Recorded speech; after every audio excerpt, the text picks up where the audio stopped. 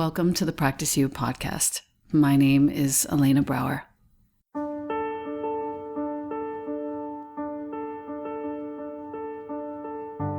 Together, we'll explore and enjoy content and conversations around mastering transitions in our relations, our wellness, our careers, our families, and especially in our missions and visions. You are invited to learn and love and listen with me. Welcome to Practice You.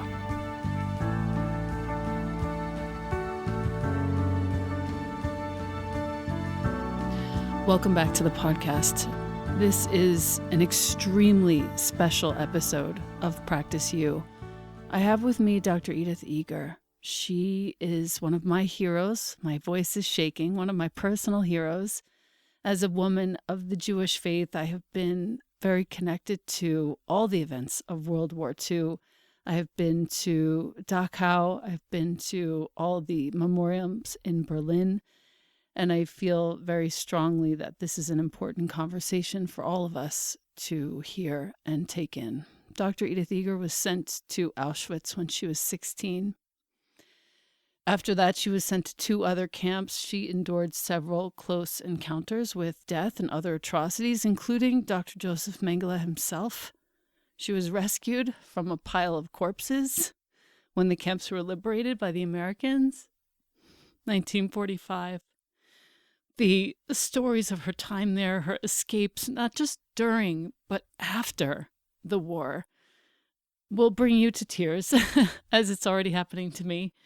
It will bring you to your knees in gratitude for your life, and it will bring you, I think, to a new understanding of what it means to be free. Edith, you are not one of a dwindling number of survivors who lives to talk to us. I would like to talk to you today about taking responsibility for our lives, about taking risks, about releasing ourselves from judgment and reclaiming our innocence. That is where I want to start today.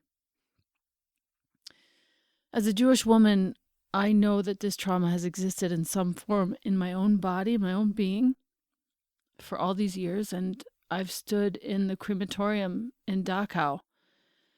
I sat in the synagogue in Budapest. I've lied on the ground at Track 17 in Berlin, weeping. I've stood in front of the former Hitler Youth headquarters in Berlin and forgiven, just so I could clear my own body, which I think we need to discuss today. But I felt and seen in each of these places distinct visions and sensations of our collectively shared trauma, and I'm committed to ensuring that this conversation is had. So first, I want to welcome you. Thank you so much for being here. It's so wonderful to look forward to a woman like you who is totally committed to be an ambassador for peace and to find the power within us and look at life from inside out, and to be able to really interview me when I am in the evening time of my life. And I hope to be a good role model like you, to be especially letting young people know that they have a choice to be able to stay in school and to be able to change the world, that we can unite and to be for something rather than against. Yes. Yes.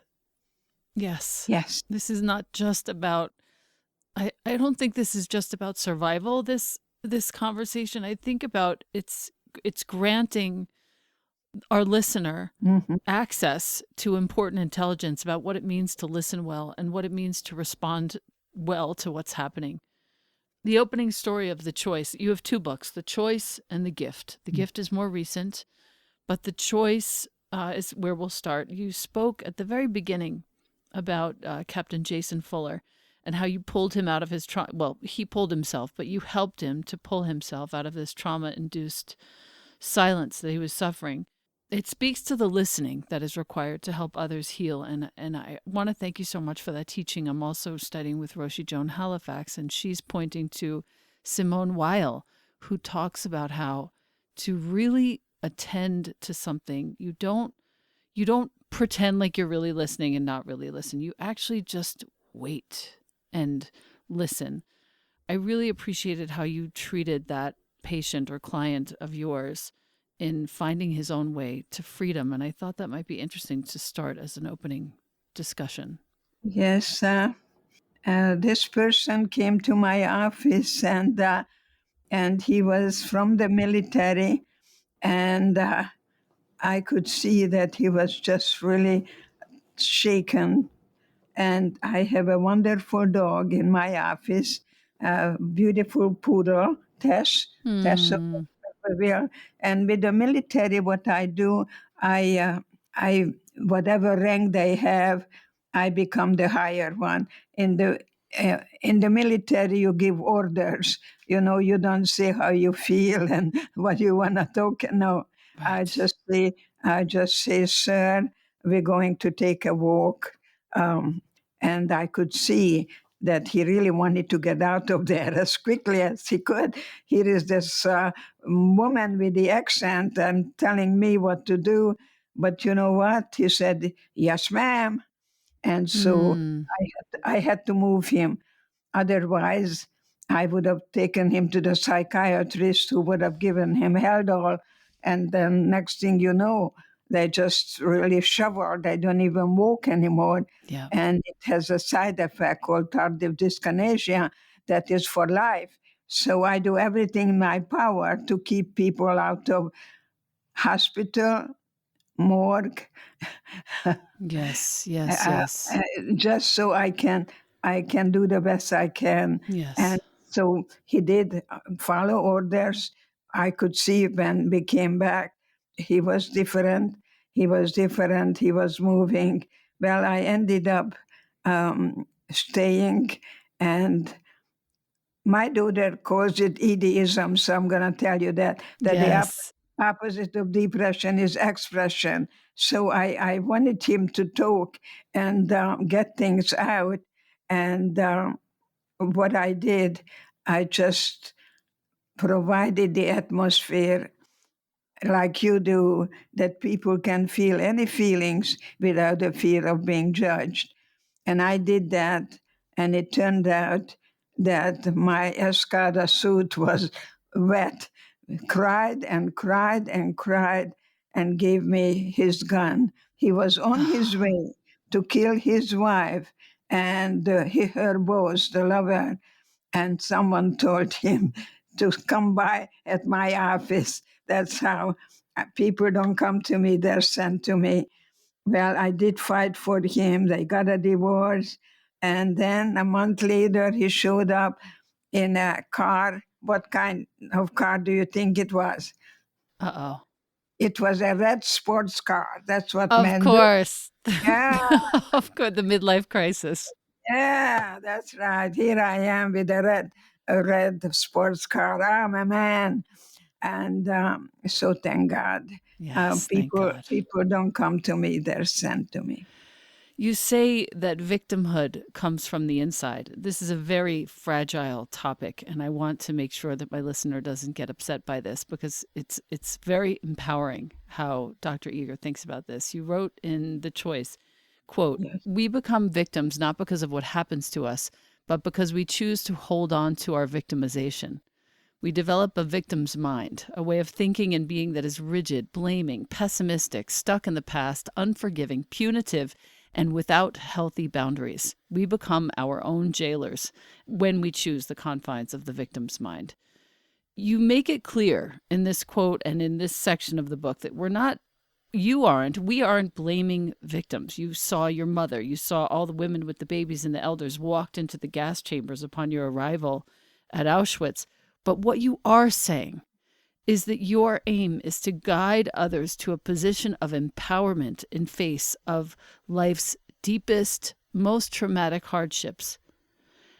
And this is, I think, the real gift of what you give. How beautifully said, honey. The only thing I can add to that is that there is no victim without a victimizer, and victims blame. You make me angry. And so, especially when I go to schools, I tell the students that the bully is going to say the word you. You are stupid and you this. And don't ever defend yourself. Just let it go by and say to yourself, the longer they talk, the more relaxed I become. And this is what I discovered in Auschwitz, that I could not change what was outside of me. They could have put me in a gas chamber any minute. We didn't know when we took a shower whether gas or water is going to come out. But I still had the choice. I had a wonderful, wonderful way of giving my life over to God. And the more I suffered, the stronger I became. And I said to myself, I don't like it, it's inconvenient, and it's temporary, and I can survive it. I never, ever really gave up. And I was able to find hope in hopelessness. Wow. Wow. You also talk in The Choice about how there's no hierarchy of suffering. Mm. How Suffering is feelings, yes. and in some ways, we are all victims of victims. And that's why we have to stop blaming and take responsibility for the freedom. And that's what I do with families, writing a constitution that if you want freedom, you're going to assume the responsibility with it. And of course, it has to be age appropriate, because if you're 10 years old, I'm not going to use words like cognitive dissonance. Yeah. I Right. meet people where they are, but treat them the way I think they could be. And so I really admire you, because I love the idea that I was never a victim. It's not my identity. It's what was done to me. And that's a very, very big difference, especially when a woman who told me that she was sexually abused, and how can she tell me that, because I was in Auschwitz. And I told her, you know, honey, you may have been more in prison than I was, because I knew the enemy. Oh. Ooh. So chilling. Wow. Yeah. Yeah, no, don't compare. There Wow. is no comparison. Suffering is Yes. giving you an opportunity. The closer you get to the dark place, the stronger you become. You said, in fact, in this section, you said for survivors, you say it's not why me, it's What what now? now. Yeah, yeah, I can only touch you now. I live in a present. I live in a present, and what I'm asking people to do, to use this time out, just like football. I know nothing about football, but I know there is such a thing as time out. I think it's a time out for you. Ask yourself, what am I holding on to? What am I willing to let go of? It's time to regroup and redecide. Give up the need for other people's approval. Mm, mm.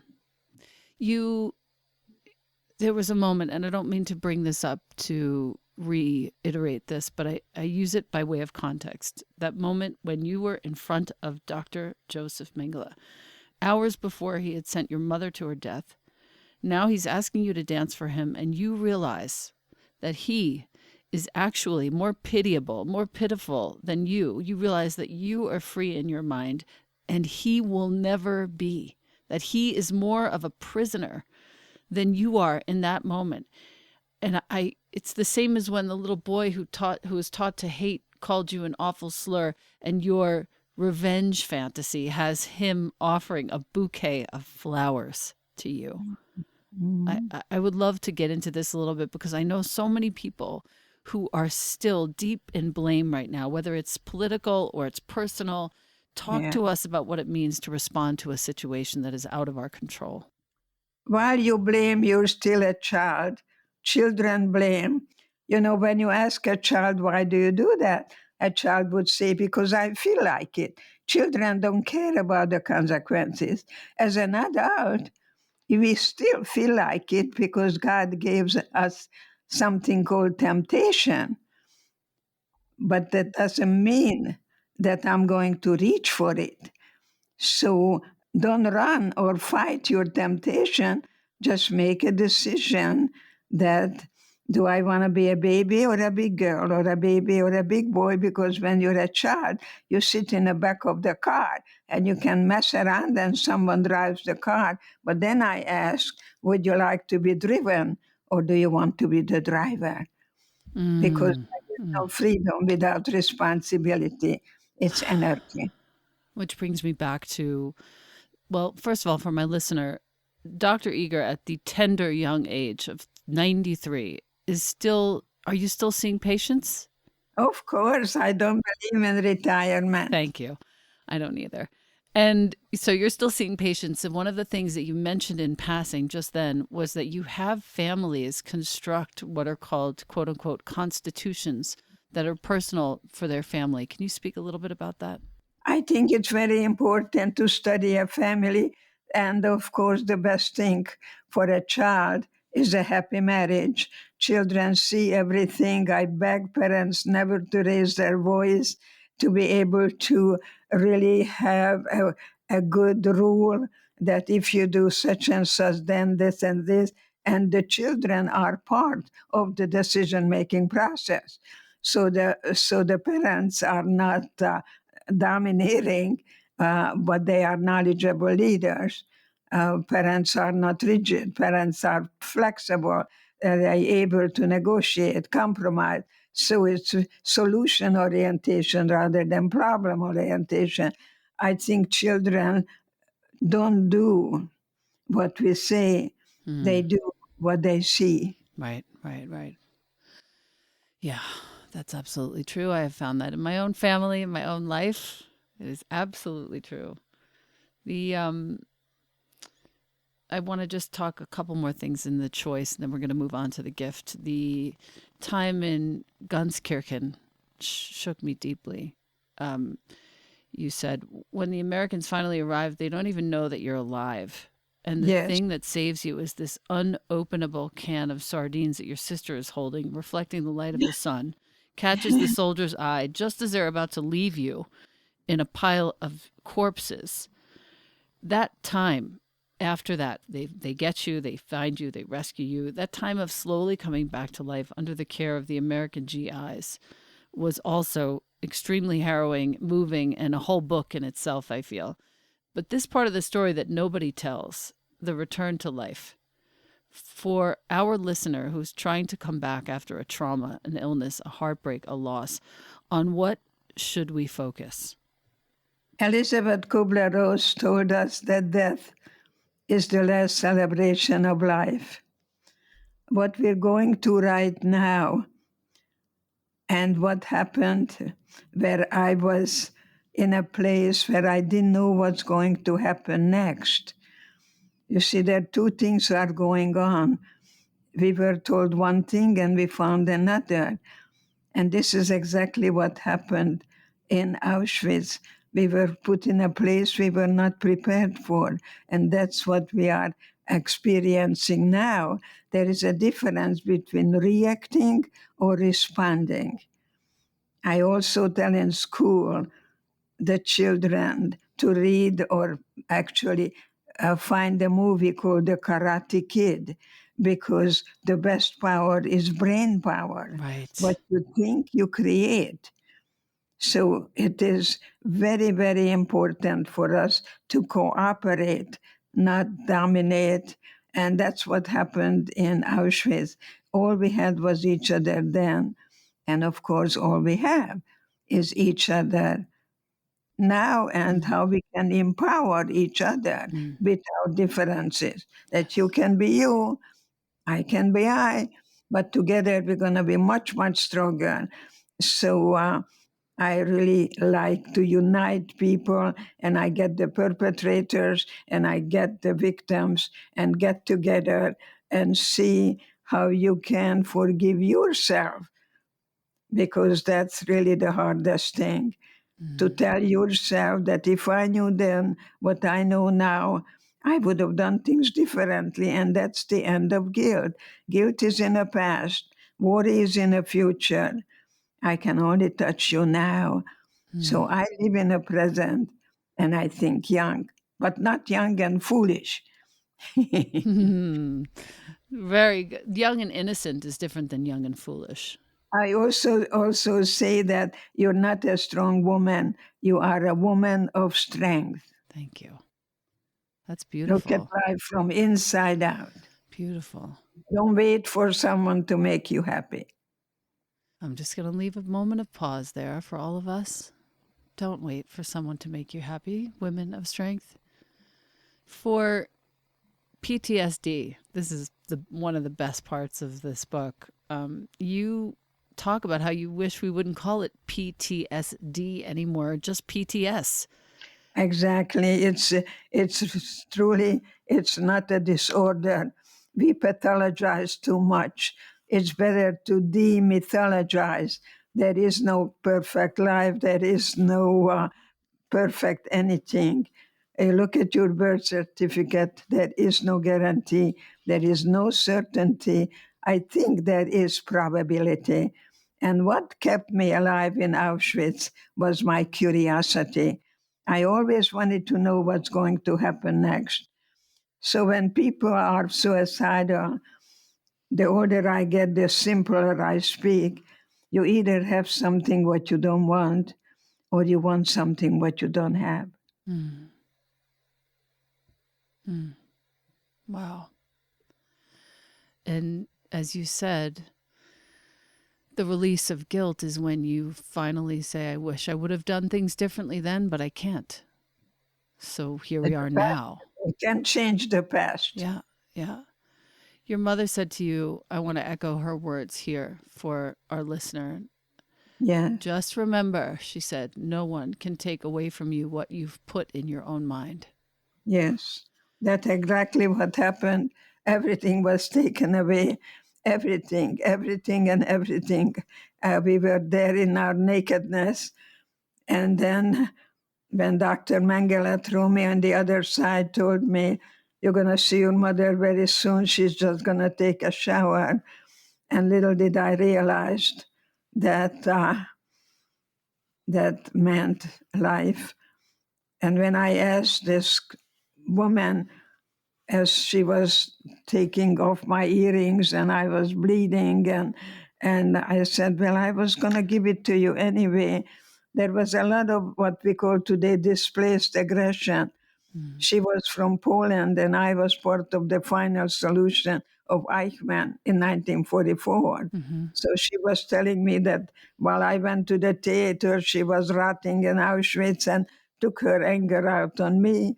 And then I said, when will I see my mother? She pointed at the chimney and said, your mother is burning there. You better talk about her in past tense. I never forget that. And my sister hugged me and she said, the spirit never dies. That's how I entered Auschwitz. With my sister, who was the pretty one in my family, we were completely naked. And we stood there in our nakedness, and my sister asked me, how do I look? Now, I had a choice then, and I like to bring the there and then to the here and now. And instead of telling Magda the way she looks, all naked, no hair, and I realized I became her mirror. So I told Magda, you know, honey, you have such beautiful eyes, and I didn't see it when you had your hair all over the place. So when you say something, I beg of you, don't say it unless it is positively encouraging, kind, mostly kind. And if it's not kind, don't say it. Just don't say it. Sometimes we talk too much, and I learned, certainly in my profession, how to be a compassionate listener, especially to my inner voice, and pay attention to my self-dialogue.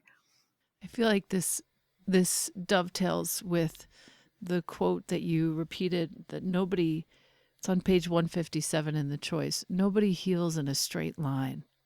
Mhm. And I feel like that the willingness that we have to respect our own inner dialogue, to speak words of kindness rather than any other thing or nothing. I feel like this, I don't know why these two things come together for me in my mind. What did you mean when you say nobody heals in a straight line? I think what is very important for us to be congruent and see what is my head telling me, what is my heart telling me, the body, mind, and the spirit, and to be able to really be connected well with myself. Because when you get up in the morning and you look in the mirror and say, I love me, I think that's a wonderful way to start a day, because life is just one day. Morning sunshine is not going to be there.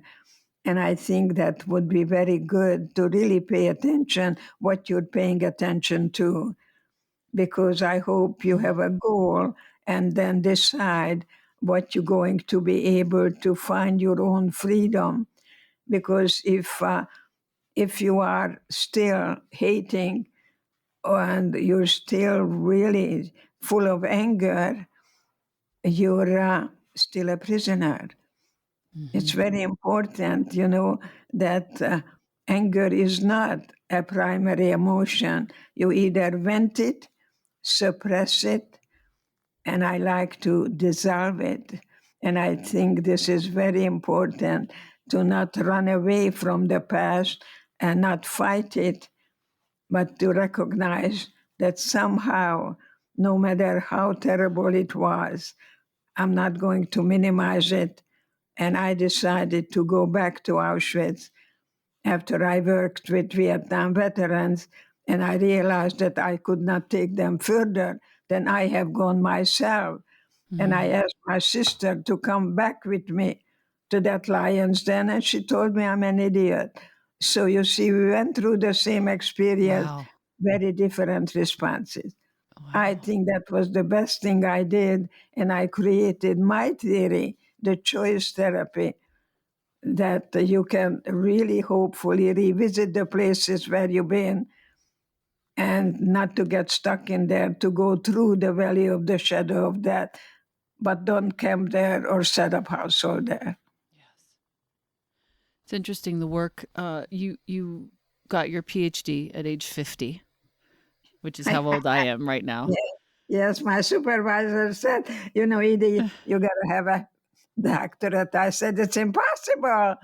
I said, impossible. Maybe in my 50s. And he said, you'll be 50 anyway. And I mean, that's the really wonderful thing to know. Don't go for the chronological age. It's your attitude. It's the way you think. Yes. That's what you create. Yes. I was especially drawn to the recounting. You talked about a lot of your teachers also in the choice, but I was especially drawn to the recounting of the way Albert Ellis taught you about how core beliefs inform how we Yes, perceive everything, literally everything in our lives. yes. Talk to us a little bit about your core beliefs now at 93, still working in practice, still making a gigantic impact on the families with whom you work. I usually separate beliefs from faith. People tell me, I believe, I believe, I believe.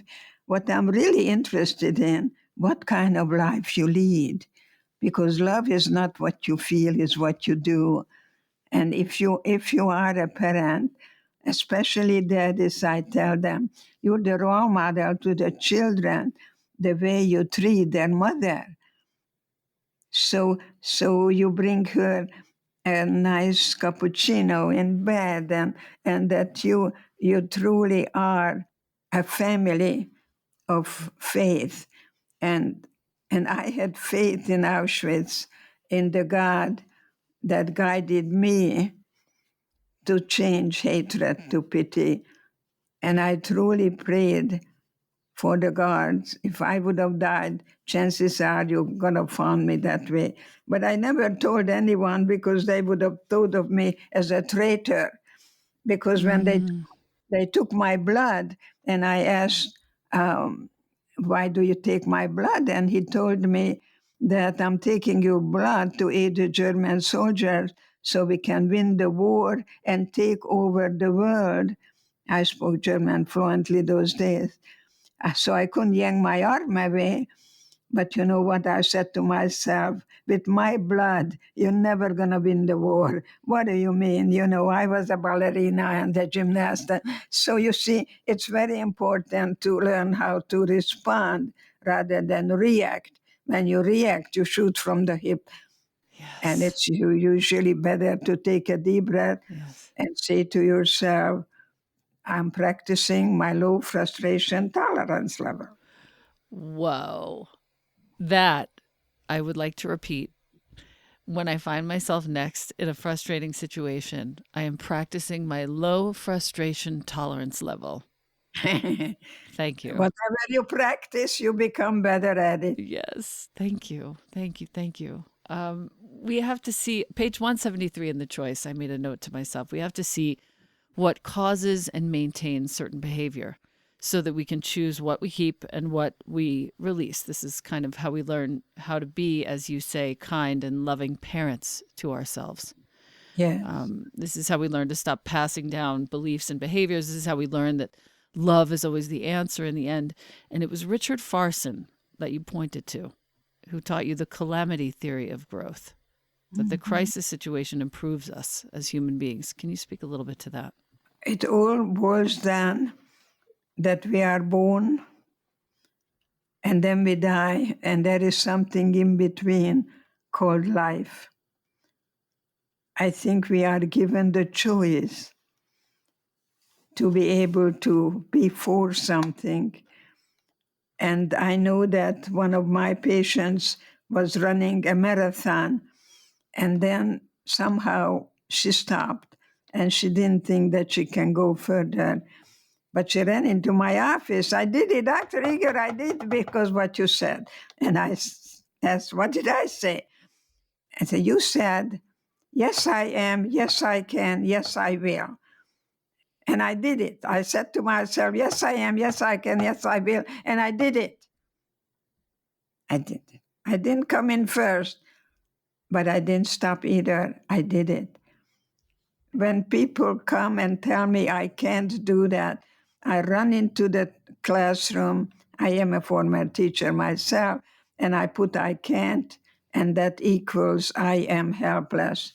And then I take the apostrophe and the T, I can. Why? Because I think I can. See? Mm. I can be very dramatic too, because in Gunskirchen, I experienced cannibalism. And when people were eating other people's flesh, I think you have to watch The Sound of Music when she is singing in the most wonderful nature that is. And God asked me to look down, and I had grass to eat. And imagine me sitting and choosing even then one blade of grass over the other. So when my little granddaughter was in a class that the IQ studied at 145, I went to visit that class, and a teacher called my granddaughter my little red caboose. And I don't like labels, but my granddaughter was a perfectionist, and she would erase things 10 million times.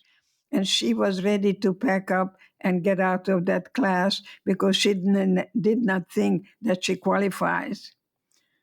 And that's when I spoke to my granddaughter about Auschwitz, that no one has the right to label you. Right.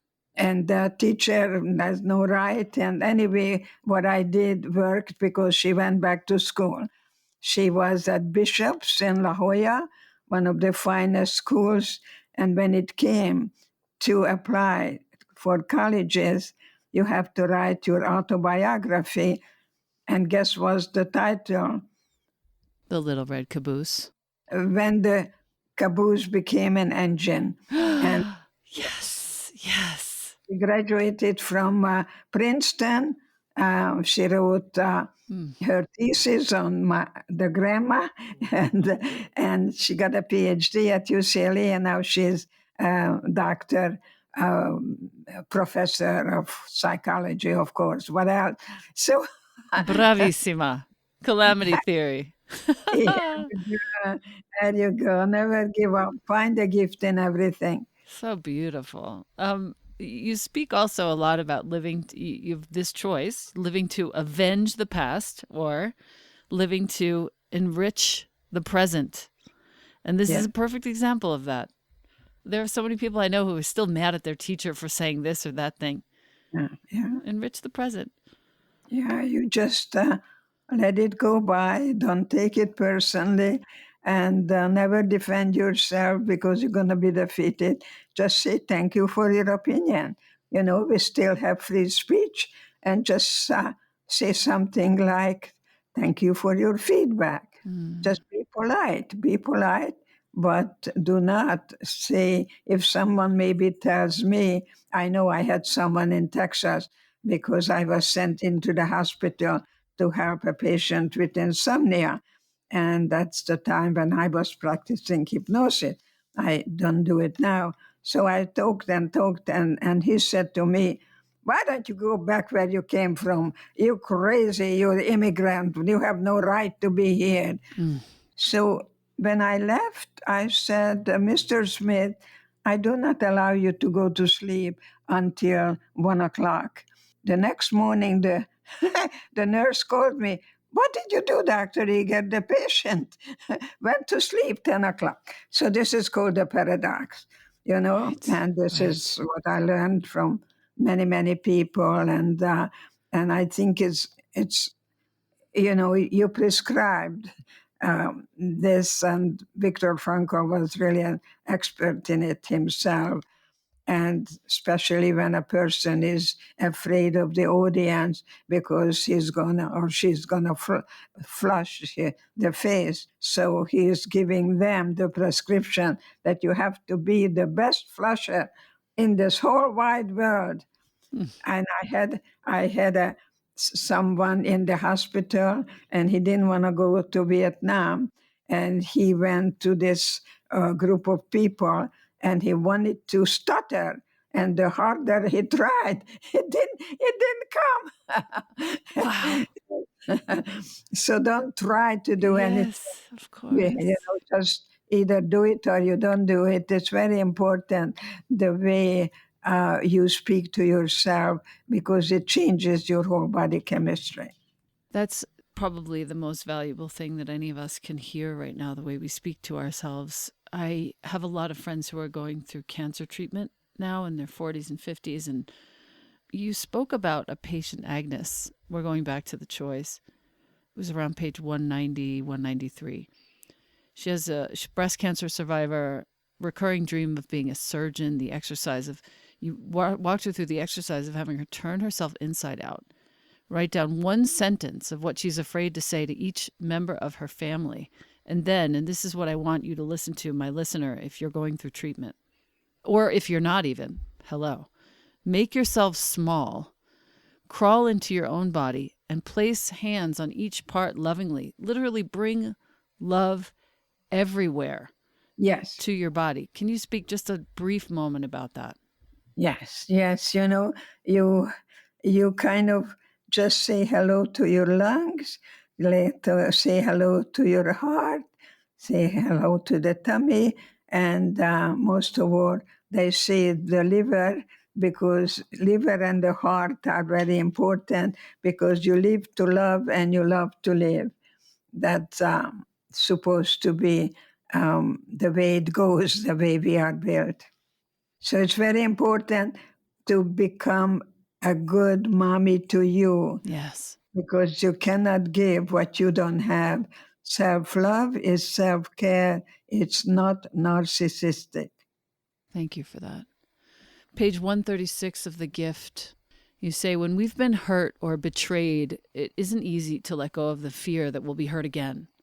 Fear's favorite words are, I told you so. I told you you'd regret it. I told you it was too risky. I told you it wouldn't turn out well. and we hate to disappoint our hunches. So well said.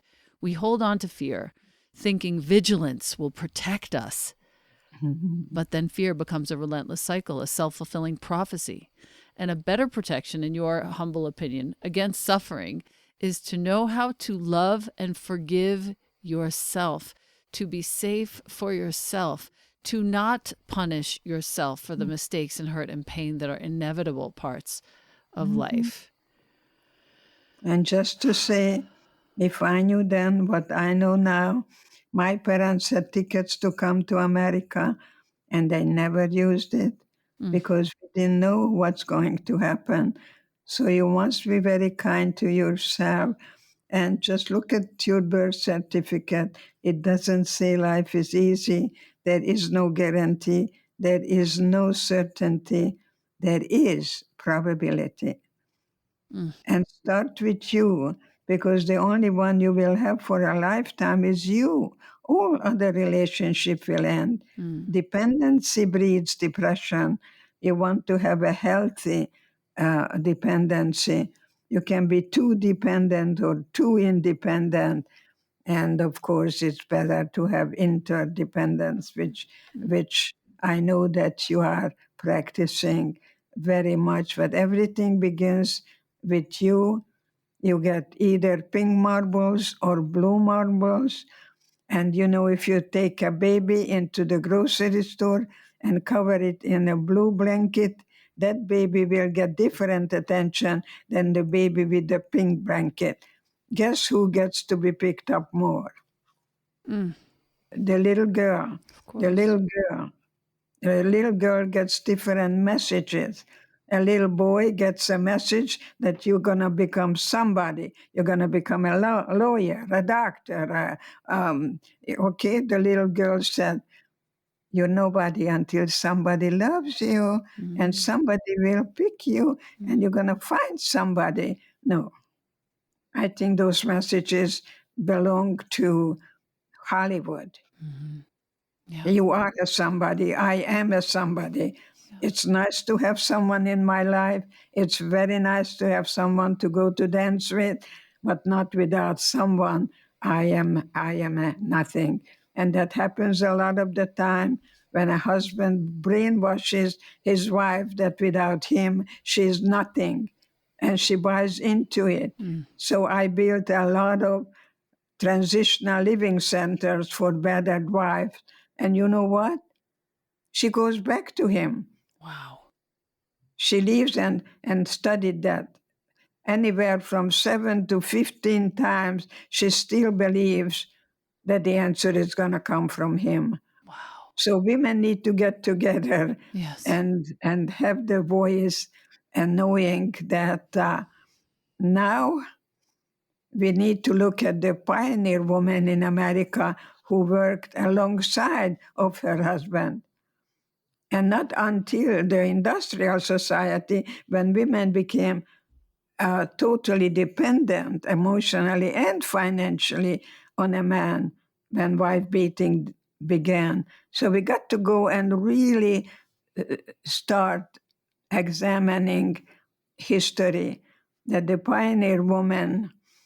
I usually talk to Jewish people when I tell them to watch Fiddler on a Roof for sure, because the woman makes her husband feel that he makes all the decision on the world, and guess who makes the decision? She just doesn't have any ego needs. She's always looking at what is good for everyone Right. rather than the me, me, me. And when I danced for Dr. Mengele and he gave me a piece of bread, I could have eaten it up right away. And thank God I didn't. I climbed up, we were on the top, and I shared my bread. And when we were in a death march going from Mauthausen to Gunskirchen, if you stopped, you were shot right away. And the girls that I shared the bread with carried me so I wouldn't die. All we had was each other then, Right. and all we have is each other now. My last two questions and sort of discussions with you are about hope and forgiveness. And on page 172 of the gift, you talk about how, a couple things. You talk about how you came to America after surviving Auschwitz and communist Europe. And you come to America, the land of the supposed free, and you discover that bathrooms and drinking fountains in the factory where you're working in Baltimore are segregated. You speak about how you'd fled hate and prejudice only to find more prejudice and hate. Cut to the writing of the gift. A few months after, you started working on this newest book. It was the last day of Passover. An armed man walks into an Orthodox synagogue near San Diego, where you live, opened fire, killing one congregant, and you find yourself working with one of the survivors of the synagogue shooting a few weeks before he started his first year of college. You talk about how, we're on page 173 now in the gift, you talk about how there were so many options available to this kid. He's basically, the morning of the shooting, he's trying to decide which college to attend. His father stays in the sanctuary to hear the reading of the Torah. He sits in the front foyer of the synagogue, and he sees out of the corner of his eye a man enter the building. He sees the gun. He sees the bullets flying. He sees the woman falling to the ground. He runs. He jumps up to flee, but right before he ran, and the gunman noticed him and started running after him, cursing at him. He found an empty room, dove under a desk, pressed himself against the desk. The gunman retreats. The whole situation ends. His father finds him, later pressed against the desk and not breathing, basically, and says, the gunman has left. This thing is over. He couldn't move from there. And you kind of gave him the reason for being. You taught him that the experience is never going to leave him, were the words that you said. The flashbacks and panic usually don't go away, you said. But that's not a disorder. And just to harken back to what you said, let's call it PTS instead of PTSD. It's a normal reaction. And he'll never overcome what he witnessed, you taught him. But you also taught him that he can come to terms with it, and he can use it, as we can use everything in our lives, to fuel growth and purpose. That is the definition, I think, of hope. Thank you. Thank you. So beautifully said. How you never ever give up. And I know that my ancestors didn't have it as good as I do. And they had to walk the desert, I don't know, 50, I don't know how many years. But what I know, that I carried that blood because they didn't give up. Never give up. Never give up, because then you're not going to find out what happens. So that curiosity that kept me alive too, and not to allow anyone to murder my spirit ever. That's what I hope, that you will also become a good parent to you and reclaim your true self that we usually give up. We give up our genuine self to fit the family dynamics. Like my son-in-law got the Nobel Prize in economics in 2003, and I went to Europe, and I was celebrating, and I did some research that most of our Nobel Prize winners are either firstborn children or only children. So if you're a firstborn child and you marry a firstborn, you may have some power struggle because you have two bosses. Does that fit anybody? Your family, no? For sure. And Kissinger is, a peacemaker.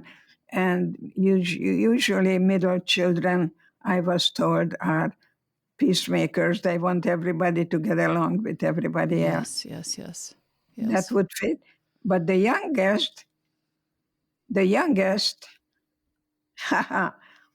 okay, I'm going to tell it to you. The youngest children we call charming manipulators. Ooh. How do you them apples. I do like, I'm the oldest and I only have one younger sister, and she is very charming. I guess she was a little bit of a manipulator, but I think we all are to some extent. But that's funny. Yeah, isn't it? It And is. I was too, because when my father was playing billiards, I would go and ask him for money, and he wanted to show Yes, off of that he's such a course. generous person. I couldn't do that with my mother. She she was much more practical. What do you need it for? And that, just a very different way of looking at things. That's really That's why funny. we call men thick-headed, Yes. because they always want to understand everything. Yes. They go Wow. into their heads right away. I want to understand. I want to understand. I don't ever know how to understand why my mother was taken to the gas chamber. That word Mm, just doesn't fit at all. mm, mm. Yeah, don't try to figure things out. I think we do what's humanly possible and then hand it over to God. Yes. The final chapter of The Gift, there's no forgiveness without rage. And you talk Right. about the prison of not forgiving. In also the final pages of The Choice, you talked about not about being invited to speak to 600 army chaplains on forgiveness in Berchtesgaden, Yes. the Bavarian retreat where Hitler and the SS officers planned much of the atrocities that they committed. When you wanted to turn back due to the pain of the past, it was your husband who invited you. Welcome it, welcome it, welcome it. And you stayed. You stayed at the hotel where the diplomats and ambassadors stayed. You slept in Joseph Goebbels' bed. You walked to the destroyed remnants of Berghof, which was Hitler's home, and you categorically forgave. A few moments in The Gift, page 177, you talk about how forgiveness isn't something we do for the person who's hurt us. It's something we do for ourselves, Yeah. so that we're no longer victims or prisoners of the past, so we can stop carrying the burden that harbors nothing, by the way, nothing but pain. And you speak about this misconception about forgiveness is, It is. yeah, it's the way we make peace with someone who has harmed us is to say, I'm done with that person, which, Because yeah, tell us. if you live in hate right now, you're still a prisoner. Every moment is precious now. I don't take anything for granted. If you take me to a restaurant and you leave food on your plate, I'm not going to let it go. I'm going to eat it or take it home. Sometimes we don't appreciate what we have until we don't have it anymore. So my daughter always tells me, Mom, it's okay. It's okay not to eat up everything. And my grandson is here right now. I, I made some Hungarian goulash, and I'm looking at it to be sure that he doesn't leave anything, any more so on the plate. The best way I can put it, that part of me was left in Auschwitz, Yes. and I call it Yes. my cherished wound. Yes. And I have a very special place in my heart, and I think it's because of that I am here today, Yes. that I was able to experience suffering and became the survivor and never the victim Mm. of anything or anyone at Mm. any time. So Mm. I'm going to say, God bless you. Thank you so much. Thank you so much for your time. I thank you. Call me anytime I and we'll will. just have a little girl talk. I will. Thank you so very much, Dr. Eger. Thank you. Thank you. I love you. I love you. Thank you. Thank you. I do love you. Thank God you. bless. God bless.